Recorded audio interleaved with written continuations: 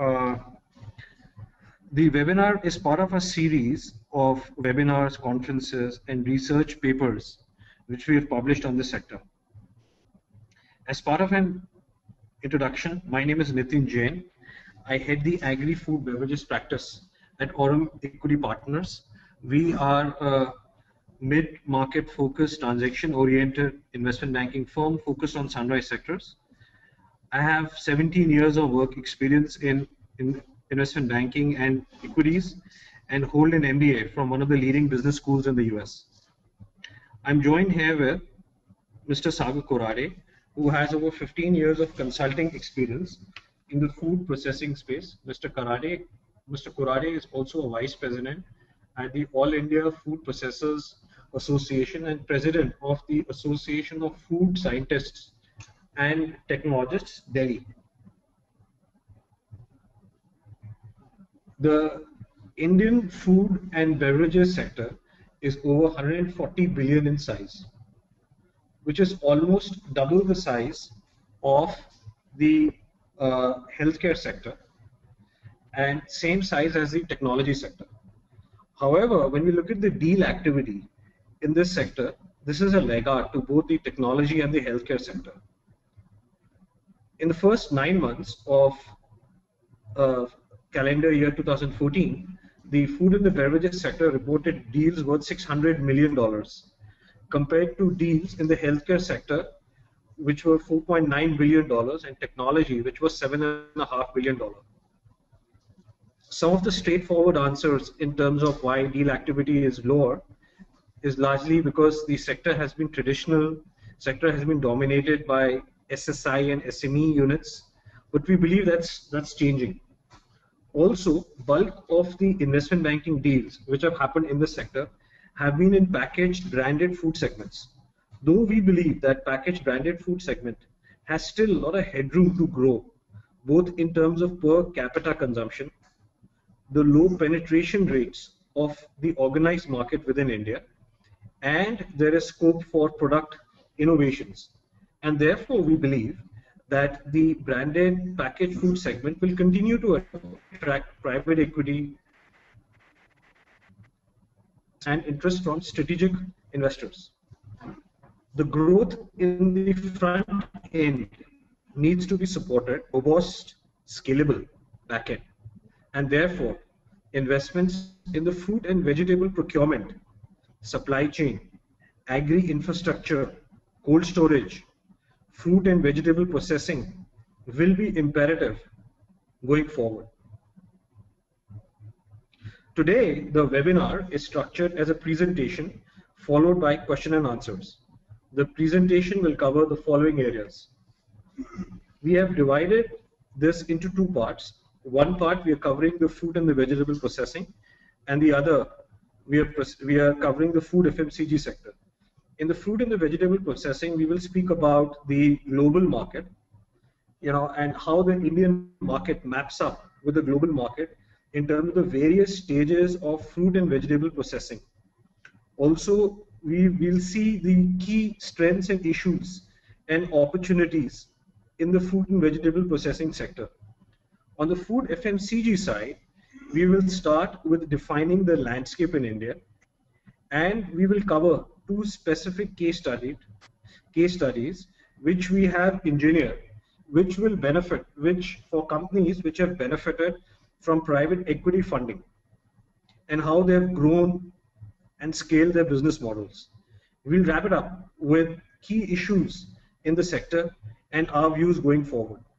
We'll then open it up for questions. I now request Mr. Korade to give us an understanding of the global as well as the Indian fruit and vegetable processing market. Mr. Korade. Thank you so much, Nitin. I appreciate it. This is Sagar Korade.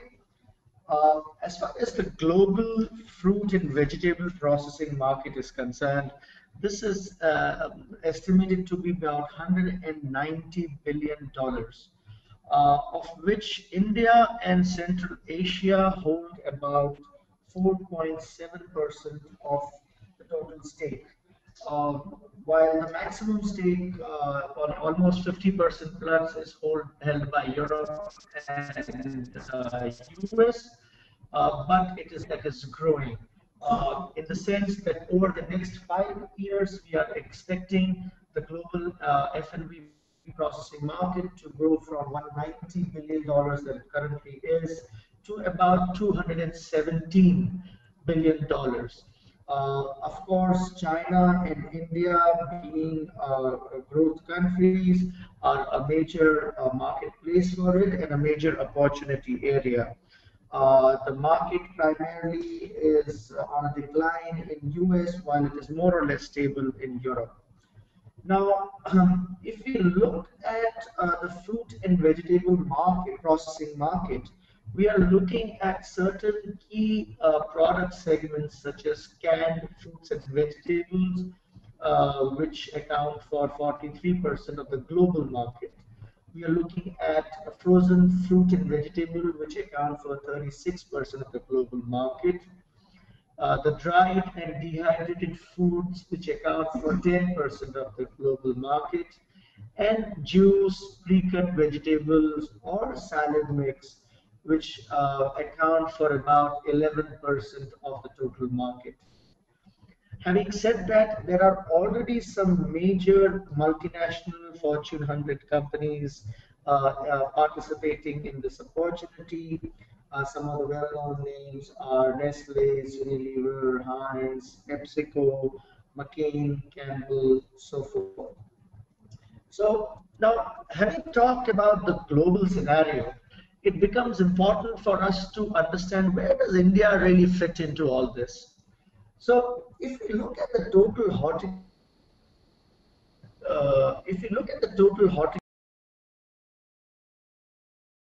we are looking at processing hardly 2.5% of the total fruits and vegetables processed in the country.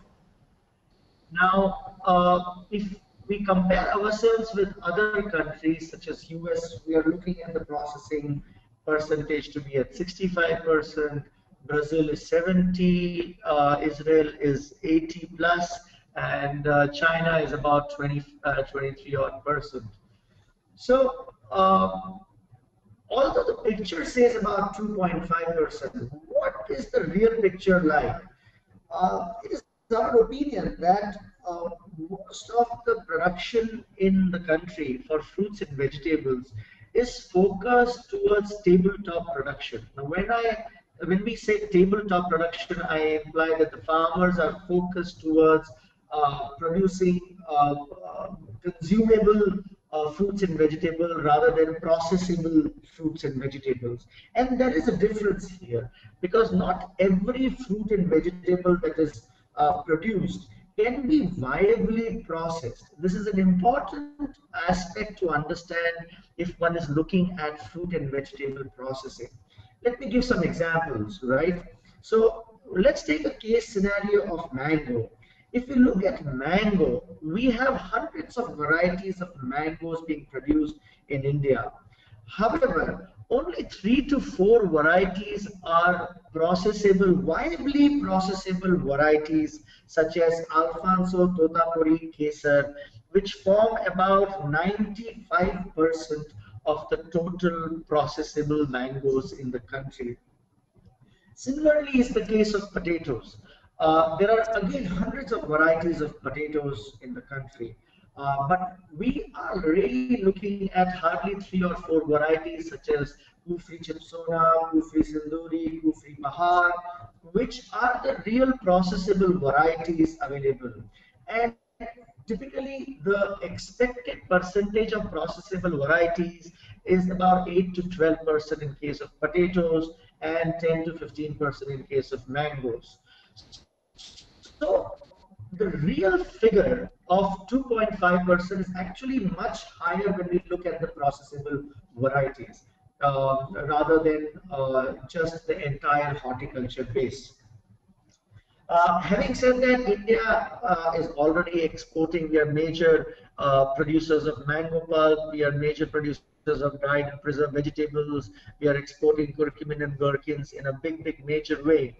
But what's the real picture when we are looking at this as well as other fruit and vegetable sector, right? So we try to put that in terms of key segments. And if we are looking at fruit and vegetable sector, we are looking at frozen fruits and vegetable, then other derivatives being pulp and concentrate, canned fruits and vegetables, dehydrated vegetables, as well as the extraction unit, which are like essential oil or oil resin units for perfume, pharma, and other industries. Now, having said that, as I mentioned, the derivatives can be in different form. We looked at that also, and just to give a perspective to our participants, uh, juices are about 1100 crore opportunity, market opportunity in India as it stands as of last year. Jam, jelly, marmalades are about 700 crores opportunity in India. Sauces are about 1000 crore opportunity, and soup is about 200 crore opportunity. The biggest opportunity right now, the biggest market size right now in the country is for savory, salty, wafery snacks, which are primarily sold in extruded forms in many parts of the country. That's about 150 billion rupees, or about 15,000 crore opportunity right now. Of course, the opportunity also lies for RTE, which is ready to eat, or RTC, which is ready to cook foods in the country. Uh, Now, it was important to therefore look at the entire picture and try to understand, if you're looking at fruit and vegetable, what can it be processed into? And we came with 6 major categories in which fruits and vegetable can be processed into. This can be in the form of fresh, it can be in the form of canned, it can be in the form of dehydrated, it can be in the form of frozen, as well as the ingredient and the packaged food. And having categorized the same, it was important for us to see the potentiality from demand, from organizational, from processing penetration, and the overall opportunity. So let's take an example of fresh fruits and vegetables, right? We're a country where pretty much everybody is consuming fresh vegetable. But the question is, the percentage of people consuming fresh fruits and processable form, which means in a form where fresh fruits and vegetable has gone through some kind of a basic sorting, grading, cold storage facility, is extremely small, which is means that the processing penetration of processed fruits and vegetable is very small, while the market demand of it is extremely high, at least as far as the fresh fruits and vegetable is concerned. And hence we think that it is an overall opportunity area. In the same way, we looked at canned foods in worldwide, as we mentioned in our earlier slide, forms about 43% of the global opportunity worldwide. However, in India, the canned food penetration is extremely low. Whatever canned food is being produced, primarily a majority, which means up to 90 odd percent of the total canned food being produced, is sold in as an export commodity. And I'm not taking beverages into account here, right? I'm taking food into account. So that becomes an overall opportunity. Overall opportunity, in our opinion, is extremely high. If you look at the right-hand side, extreme right-hand side column, the overall opportunity is very high for fresh fruits and vegetable derivatives, for dehydrated foods, for ingredients, and for packaged. And for frozen, it's pretty much getting there, simply because as the infrastructure increases in the country for cold chain system, the frozen food market also in the country is going to grow. Now, having identified the opportunity, we try to look at different issues that are, affecting the fruit and vegetable processing. So, obviously, the first issue that we look at is the supply chain issue. If you look at India, the total number of middlemen involved is much more as compared to Western world or as compared to developed countries. Uh, what that leads to is you have a big gap between what the farmer is selling their commodity for and what the consumer is buying it for. And primarily, it leads to inflationary issues, it leads to price pressures. So neither the consumer is benefiting from the scenario, neither the farmer is benefiting from the scenario. If you see the Western world countries, the number of middlemen involved are significantly hardly about two or so between the consumer and the farmer. Now, in terms of supply chain, the key issue that plagues India is the small land holding of farmers. Small land holding of farmer leads to issues which leads to lower productivity, which means the farmers are not able to adopt high cultural practices, leading to lower productivity from the same group, from the same land holding. Hence, we have a fragmented supply chain. This fragmented supply chain can primarily be improved by both forward linkages as well as backward linkages. It is recognized forms of harvesting, cultivation, as well as use proper infrastructures for storing of vegetables. Also, contract for farming is one of the opportunities that definitely comes up in India if one wants to succeed. Now, in terms of infrastructure issues, we have in the country a lot of cold storages. It is a misnomer to say that there is not enough cold storages in the country. In fact, there are a huge number of cold storages in the country, leading to an existing capacity of 30 million tons. But there is a difference when we talk about a cold storage and a cold chain facility. A cold storage is a standalone facility, and in our country, 90 to 95% of such facilities, such cold storage facilities, are skewed towards potatoes only rather than multi-vegetable oriented. What our country needs is a cold chain facility which leads to several commodities rather than just potatoes passing through pre-cooling chamber, through some kind of sorting grading facility, to post storage facilities and be transferred to refrigerated chain facilities. This sometimes it's easier sometimes to say this, right? But it may be more difficult to implement it, especially because our country is extremely price conscious. So we need to ensure that consumer eventually come to a point where they realize that quality comes at a premium. But to have such facilities, it's important to reach that goal in the first place. Again, if you look at our storage vegetable facilities, we are looking at high wastages happening.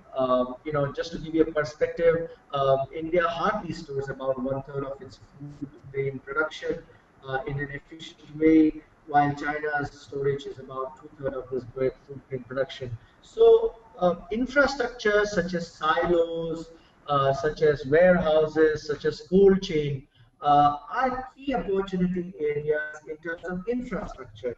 I'm not just talking processing, but I'm talking at this point from an infrastructure point of view. So let me go on to my next slide. Um, uh, Another issue and opportunity is, we have come a long way in terms of how food laws have been regulated in this country. Till just a few years back in India, there were multiple laws, whether it was PFA, whether it was FBO, all these laws or BIS standards were affecting industries and were interpreted in different ways by different people. And hence we came to a few years back to a single standard, which is now adopted by Food Safety and Standard Authority of India, FSSAI. However, FSSAI, in our opinion, has not been able to upgrade themselves to the need and expectations of the food industry, especially when it comes to the product approval process. It's become highly time consuming, it's a cumbersome process, leading to innovation in the country being subdued. Just to give a perspective, it is perfectly safe for me to make orange juice in the country. I don't need any product approval for that. It is perfectly safe for me to make carrot juice in the country. I don't need any product approval for that. But as soon as I mix my orange juice with carrot, all right, I need a product approval for that. And that too depends upon what percentage is. So tomorrow, if I make a 50-50, I need one product approval. If I make it 60-40 mix, I need another product approval. So it's very cumbersome. The new government, in our opinion, is looking into these issues, the industry had several interactions, even to the extent where the Prime Minister of our country has personally been looking into this matter. In terms of financial picture, right? So in our country, we have a number of food processing companies that are growing. But if you look at our scenario, just a case study of about 2-3 companies with similar revenue base, we found that there are varied EBITDA margins that come into play. And hence, how these companies are playing the opportunities in terms of fruit and vegetable processing. It all depends upon what kind of technologies they are adopting, because at the end of the day, we are talking about food technology. And if technology is not of a high standard, we think the company in long run will have issues. The government itself has been very forthcoming. Food processing is considered a thrust area of Government of India, and it is considered as a priority sector. It has tax benefit for first 5 years. There are no taxes. From 6th to 10th year, there are only a limited tax applicability. With GST coming into place, hopefully soon in the coming year, going to grow. With that, I will pass on my perspective to Nitin, who will talk a little bit more on the financial and P side of food processing opportunity. Thank you, Mr. Korare, for your insightful view on the fruit and vegetable processing globally as well as in India. So here we've listed the M&A and private equity transactions in the last 2 years in the space. So, overall, we think that the investment banking the transactions have more been concentrated in the packaged branded food. However, in the last 2 years, we've seen some private equity investments in fruit and vegetable procurement, supply chain management, ingredients, food additives. But the quantum of these investments all put together is still relatively much smaller than what we see in the branded packaged food segment.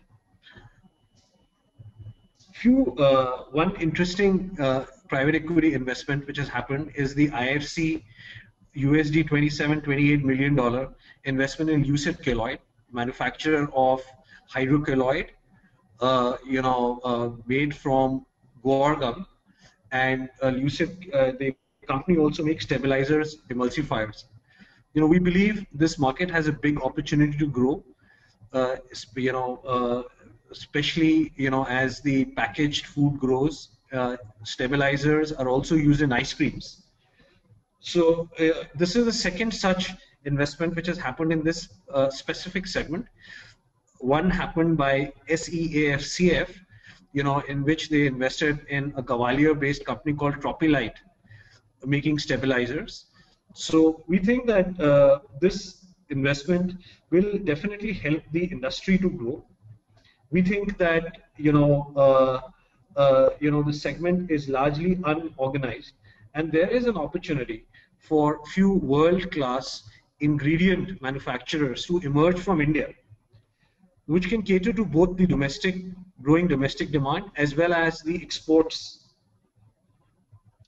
And we think investments across the segment, across the breadth, including cold chains, procurement, developing contract farming, would help build the sector in a holistic form, both at the back end, processing, and the front end. So we've divided our view into two parts. One is the supply side, the other is demand. On the supply side, we think that India has a large supply of fruit and vegetables. In terms of ranking, we are ranked #2 in the production of fruits and vegetables in the world after China. We are the #1 producer of bananas, papaya, mango, lemons, and the global market share is given in brackets there. So I think we think the focus should be on enhancing processable produce, as Mr. Korare was talking about the processable produce in India being less. I think the focus should be on processable produce. For a lot of these items, the processable produce is less, and India is a net importer of citrics, like where we are using citrics to manufacture juices. Also, we think there's an opportunity to improve your crop yield rates. For instance, cases like cotton, corn, and rice. Cotton, where a lot of hybrid BT cotton has come into picture. These three crops put together comprise 1/3 of the land acreage in India. There's an opportunity here to grow the yields by 40 to 45%, to match the global levels. So I think there's enough opportunity on the supply side to have a strong, large, steady supply going forward. On the demand side, we see packaged food is growing at 15-20% plus. We also see an opportunity, as stated earlier, to put up world-class processing facilities for exports and for catering to our domestic demand in ingredients sector, in also setting up more cold storages, etc. Overall, we think that private equity is going to be helping to build the infrastructure, supply chain, and the processing capabilities in India. Private equity is going to happening at all levels. It could be early stage. It could be for smaller companies. It could be for medium-sized companies. It could be for larger companies. And we believe it's going to help build the back end as well as the processing in the fruit and the vegetable industry in India. I'm now going to talk about the food FMCG sector. So we have a landscape. We've put a landscape here of the sector, very broad landscape, which is dividing the sector into three broad categories: snacks, ready to eat, ready to cook, culinary, and staples. So staples as a sector, I'll talk about staples as a sector, high penetration in the sector. So the penetrations in terms of the market is the highest in staples. Snacks, ready to eat, ready to cook, it's a large segment growing at 20-25%. We see some segments like breakfast cereals, ready to cook, ready to eat, having strong growth rates. Even sectors where have been in growth phase for some time, and a lot of mature players exist, like salty snacks. The unorganized portion is still 50% of the market, and there's an opportunity here to penetrate the villages, penetrate the rural markets, to expand the branded portfolios. Similarly, in the culinary space, the market is small, growing fast, and when we look at pickles, only 1/3 of the pickle market is organized. When you look at the ketchup market, the penetration levels in ketchup are very low. Ketchup is, in the urban side, penetration levels are like 15%, 15-20%. And in the rural side, the penetration levels are much lower than that. So we think there's an opportunity to do that. So, Nitin, just wanted to share my thoughts also on this. If you look at sauces market, right, somebody might be mistaken to say sauces is about only 3,300 odd crore opportunity in India. But if we look at how the market is evolving, you would be, sauces was primarily ketchup, right? About a good 20 years back, 15 years back.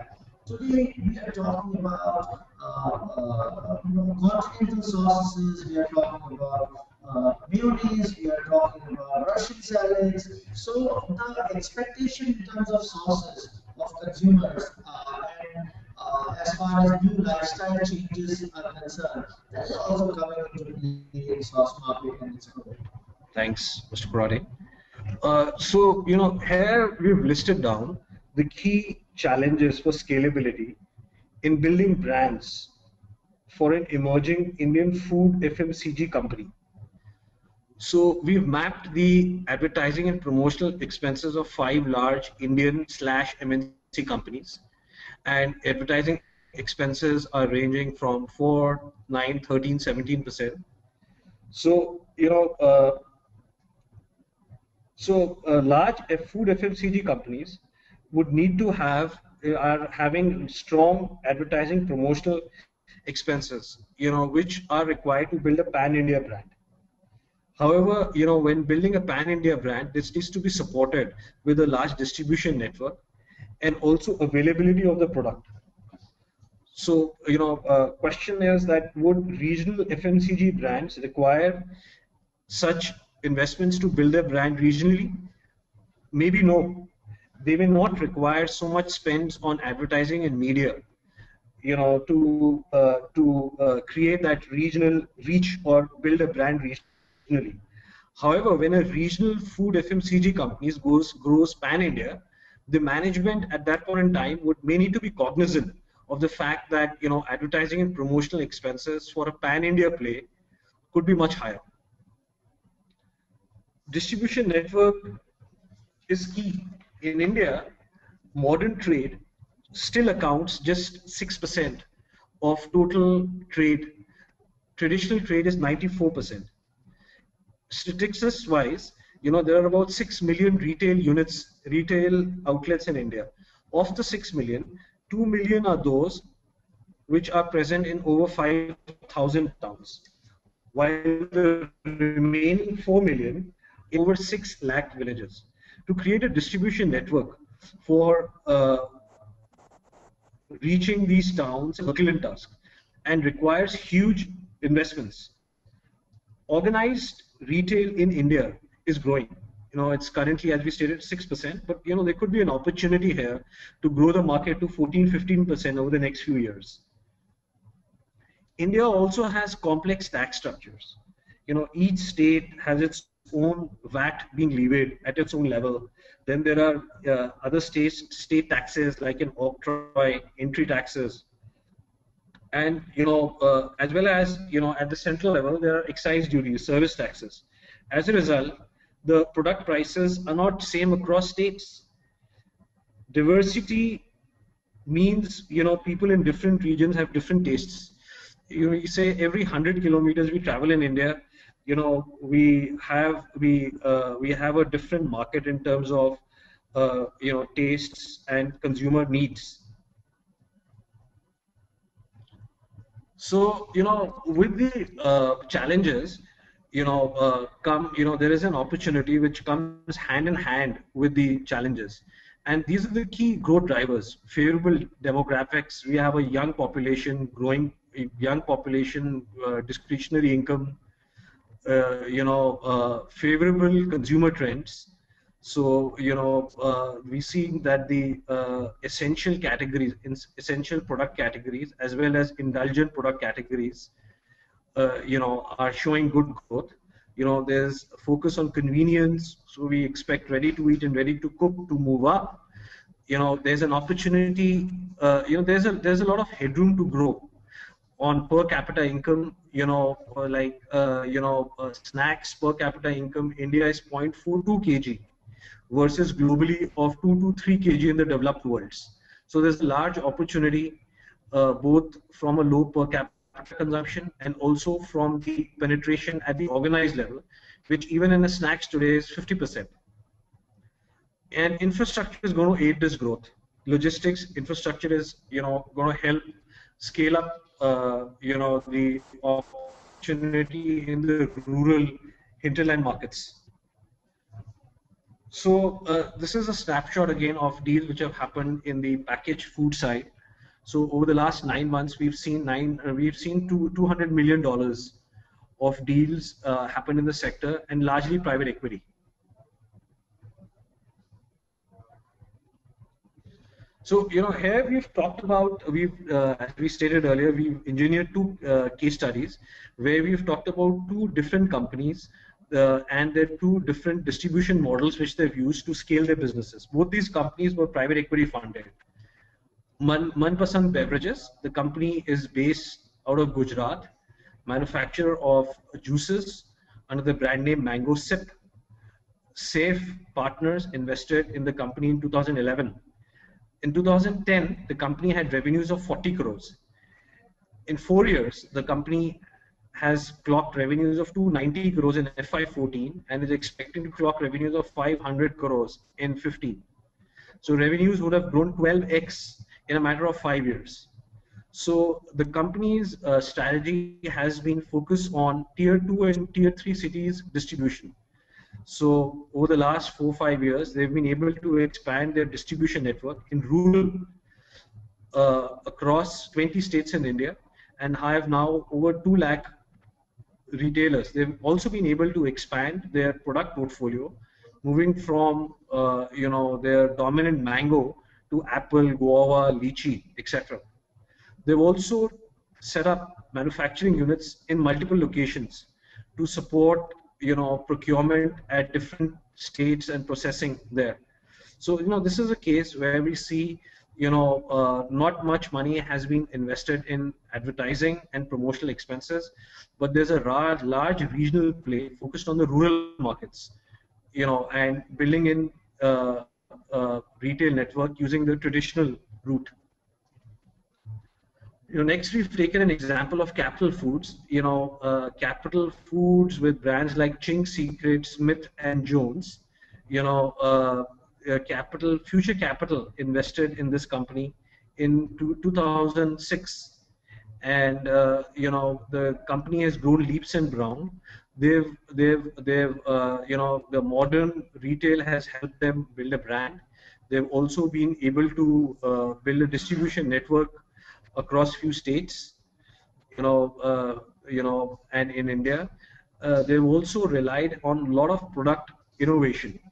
So this is a mix of product innovation, of building a modern retail network, and also expanding the traditional retail network and growing the business. So what's our view? This is our overall view on the sector. So our overall view on the sector is, there's definitely scope for growth capital. So we talked about regional play. So we think there's a lot of opportunity for regional play in India, given the given the taste preferences, and a lot of focus on product innovation. Also an opportunity for consolidation. As large Indian companies, global MNC companies may look to acquire local brands, regional brands, or expand their distribution network. Also, wanted to just highlight an interesting transaction which has happened this year. Where few private equity groups backed entrepreneur, ex Godrej consumer person, where these private equities have pumped in 315 crores, and the company is looking to build a portfolio in juices, confectionery, snacks, both growing organically and through acquisitions. One a point I would make here is that we've seen similar transactions in matured industries like financial services, where we saw a bunch of investors pool in and set up NBFC like IndoStar Capital Finance, or in the automotive sector where Warburg acquired Alliance Tires and packed the minority-owned shareholding company. So overall, apart from these deals, our conversations with various private equity strategics, suggest there's a strong appetite for investments in this sector. Thank you. That's the presentation. I now leave it open for questions. Thank you, Nitin.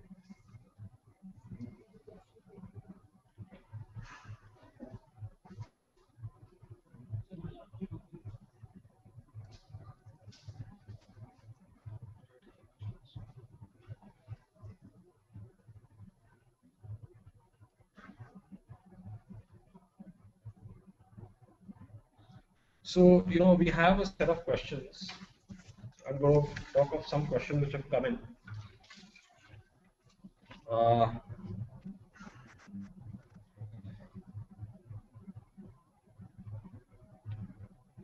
How do you describe the pace of growth and sustainability in the online fruit and vegetable industry? This question has come from Kamal Dhareva. Sagar, you want to? Yeah, sure, Nitin. I'll take that question, Nitin. Now, in our digital age, in a technology age where everything has gone online, I think it's also obvious next step where somebody will look to sell a fruit and vegetable in processed or fresh form online also. Uh, Having said that, it is to be understood that it is not as simple as that, because for any online infrastructure, any online front for selling fruits and vegetable, you need a big backend infrastructure. So let's take an example where somebody is trying to sell fruits and vegetable. Um, One may order, and hence one will require a certain amount of working capital where the fruits and vegetables are stored in a pre-cooling chamber. There is a certain amount of sorting grading facility that takes place, and also in terms of a cold storage facility. So we are a big country, and networking and supplying. If somebody is staying in Delhi and orders online where the processing facility is in south, it becomes very difficult and cost inefficient. Hence, proper network and analysis is you have to understand that primary processing has lesser margins than secondary processing. You are trying to process something at a basic level, while the volumes may be high, the processing margins are limited, and if the higher derivative scale you move for, the more are the margins related to the same. So we have a question from Shrishti Shaw. I will unmute Shrishti Shaw. You can ask your question. Hello, Shrishti? Hi. Yeah, you can ask your question. Hi. Hi, I'm an Ahmedabad graduate. I just graduated this year. And I started my own company. Can you hear me? Yeah, we can hear you. Where did you graduate from? Hello? Hello? We can hear you. Where did you graduate from? I graduated from IIM Ahmedabad. How can we help you? IIM Ahmedabad. Yes. Please go ahead with your question. So can I write my question? Yeah. Why don't you tell us your question? Okay, just give me a moment.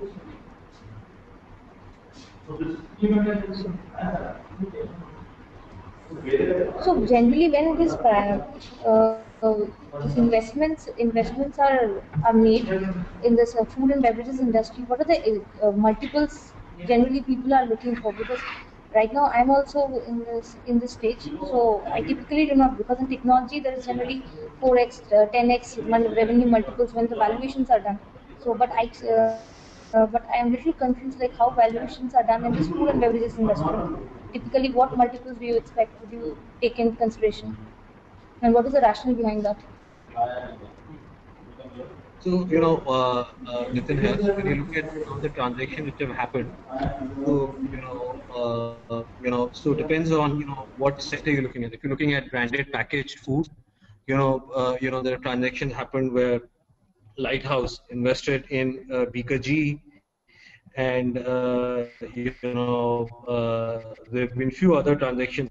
So typically, we are looking at a multiple of either EBITDA or a multiple of revenue. So I think the multiple would depend on how scalable the business model is. What's the strength of the brand today, and how could this grow? So we've seen investments, private equity as well as some M&A, right from maybe 0.5x revenue to 3x revenue in this sector over the last few years.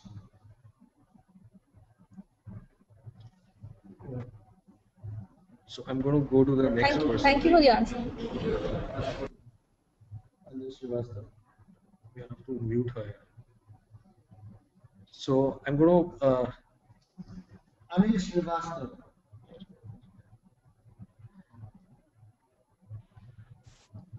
We're going to ask Naresh Pagaria. Naresh? Yes. Yeah, you have a question? Yeah, my question is how much is the success rate in the PE investment in India's food FMCG business? Because yes, we have seen the two success stories which you have described here, but are these all success? Are there been failures? And if there are failures, what are the learnings? That's the question. I think private equity, helps in the business. There are some private equities, which, in the case of Capital Foods, we had Future invested, and, Future helped in terms of the distribution, their modern retail and distribution they have. So, I think depends on case to case in terms of, how private equity companies have grown. We've just picked up two cases like these. Okay. In terms of private equities definitely help to get in professional management. They'll help you in hiring. They will also help to reduce your banking costs, etc. Given their credibility, relationships which they bring into play, and help to grow your business. And it's a global fund with focus on the consumer side. The fund could possibly help to find out synergies within the portfolio companies locally as well as globally. I think it depends on case to case. Yes, there have been certain cases where private equity funded companies have not done well. And there are a lot of cases where private equity funded companies have done well on the consumer side. Okay, but mostly is it win-win situation in most of the times? Few of them are failures. Naresh, it is difficult to say that. Yeah. It's difficult to say that. It's a win-win situation. It is difficult to say that. Because this question why I am raising is because I have got few offers in the recent past and I'm a bit confused as to how to go about. Because few of the warnings that I get is about they interfere in your management, and then probably you lose control. See, I am clear that I want to grow my business. I need pre-equity, not more because of funding, but more because to grow my business, make it more professional. So, Naresh, this is Sagar Kurade here. Let me give you a perspective. Sir, I'm not able to hear you clearly now. This is Sagar Kurade here, Naresh.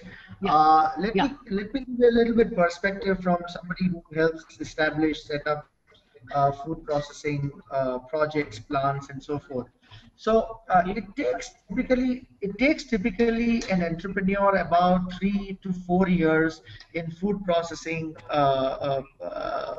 sector to settle in, which means after putting his plant and everything in place, from the point he decides to start up to the point he has a decent generation of business happening where he has broken even, it is about a 3 to 4 year period for break even. Having said that, an entrepreneur after about fourth year or so is in a much more comfortable situation financially, and hence at that point of time of entry, if you're looking at that point of time, he's looking for P partners who can strategically help him and not just financially. And so at what stage of the company you enter is critical. Once the company has been established, branded, then the priority of the company changes from just the requirement of fund to requirement of a strategic partner also in order to grow the business further. Okay. Thanks a lot. Thanks a lot for this. Yeah, we could Yeah. speak offline. Yeah. We could speak offline and discuss this in more detail. Okay. Okay. Sure. Okay. Thanks. Thank you. I'll have the next question from Jian Patel. Jian, can you hear? Jian, can you hear us?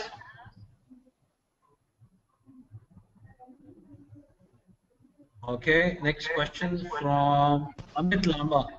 Amit Lamba. Mr. Lamba, can you hear us?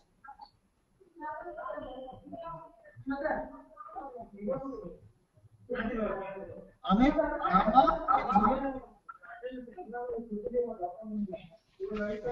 So I think there's another question which has been coming. There's a question, how about flowers? Flowers are the booming market. Farming of flowers, premium flowers, exotic flowers, sourcing of flowers, etc.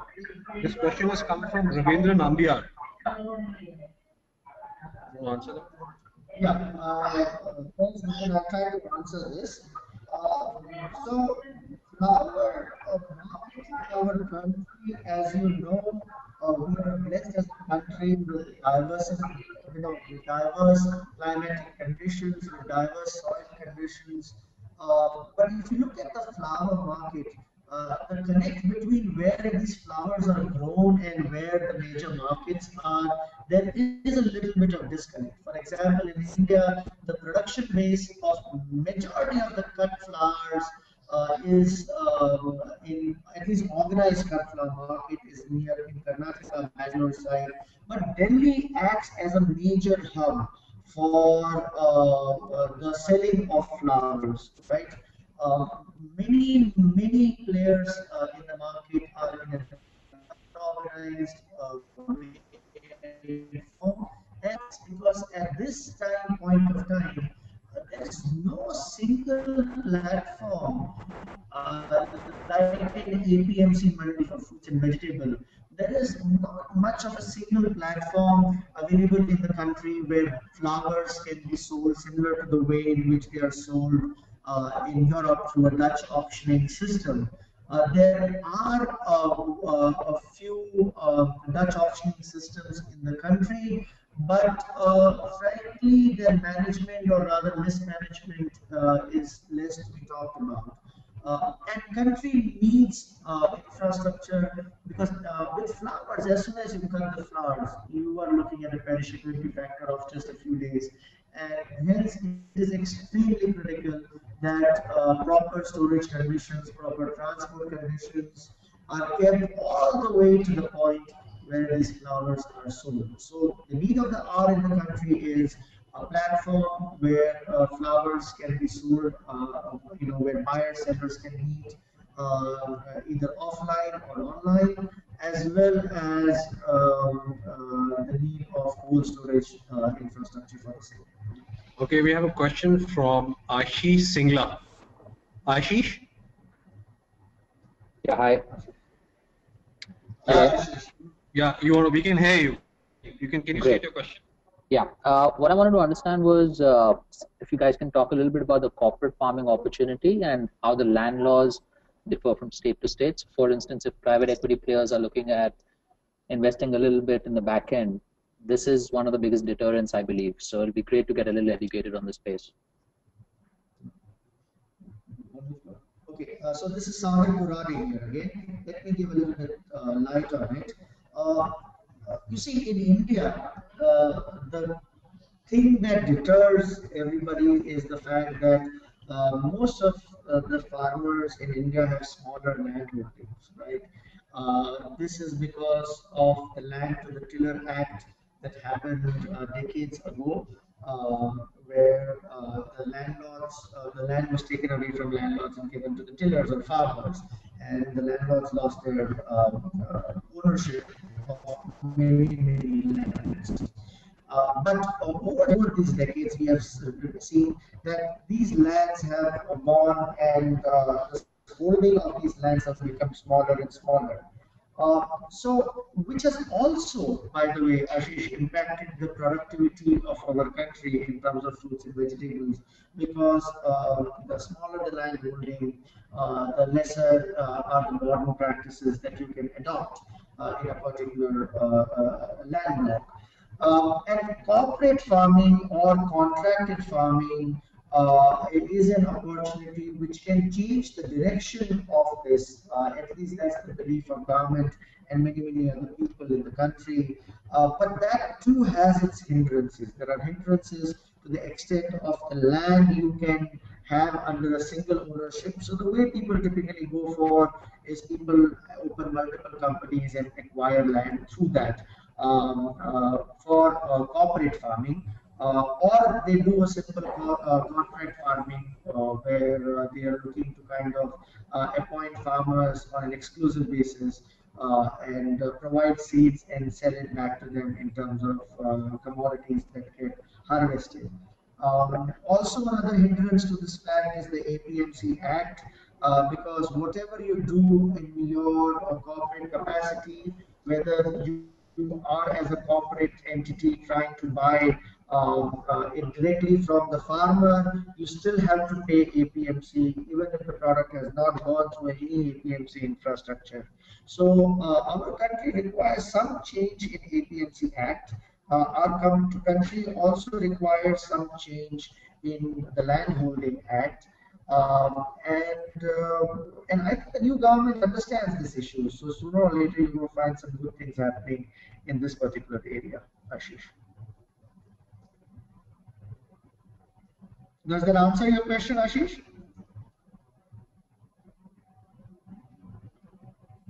Hi, Ashish. Does it answer Yeah, your sure. question? Yeah, it does, Sagar. Thanks, Ashish.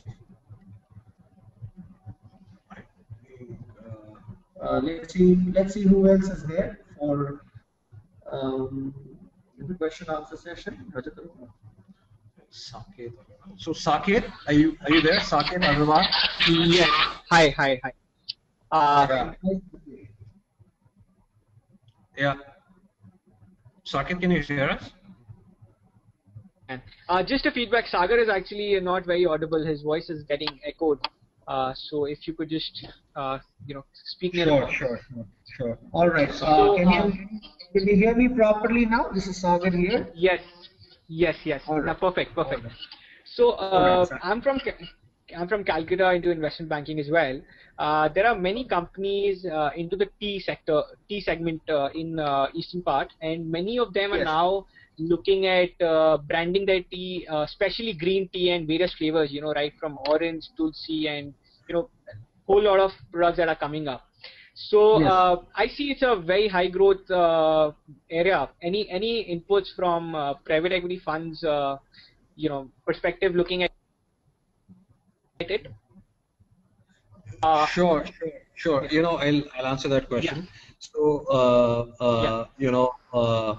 yeah, tea is a commodity. Correct? Tea is a commodity. So I think it'll depend on, what's the value addition which, the food processor or the tea, plantation or the processing unit is able to get.